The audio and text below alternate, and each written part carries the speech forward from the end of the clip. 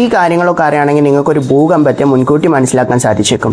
അതിനു മുമ്പ് ആദ്യമായിട്ടാണ് എൻ്റെ ചാനൽ കാണുന്നതെങ്കിൽ ഫോളോ ചെയ്യുക, സബ്സ്ക്രൈബ് ചെയ്ത് കൂടെ കൂടിക്കോളൂ. ഇത്തരത്തിലുള്ള ഇൻഫോർമേറ്റീവ് കണ്ടൻറ്റ് ഒരുപാട് നിങ്ങൾക്ക് ഈ ചാനലിലൂടെ ലഭിക്കുന്നതായിരിക്കും.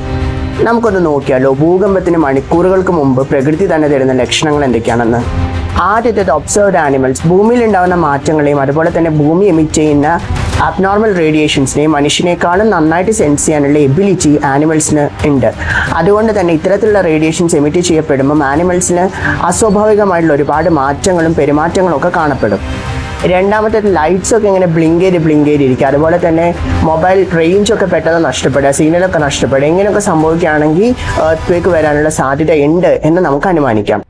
മൂന്നാമത്തേത് കടലാണ്. കടൽ പെട്ടെന്ന് ഉൾവലിയുക. അങ്ങനെ ഉൾവലിയുന്നത് എർത്ത് ക്വേക്കും അതുമൂലം ഉണ്ടാവാൻ സാധ്യതയുള്ള സുനാമിയുടെയും ഏറ്റവും വലിയൊരു സൈനാണ്. അങ്ങനെ കടൽ പെട്ടെന്ന് ഉൾവലിയുന്നത് ശ്രദ്ധയിൽപ്പെട്ട് കഴിഞ്ഞാൽ പെട്ടെന്ന് തന്നെ അവിടുന്ന് രക്ഷപ്പെടുക. കാരണം നമ്മുടെ ജീവനേക്കാളും വലുതായിട്ട് ഒന്നുമില്ല. അതെപ്പോഴും ഓർമ്മയിലുണ്ടായിരിക്കണം.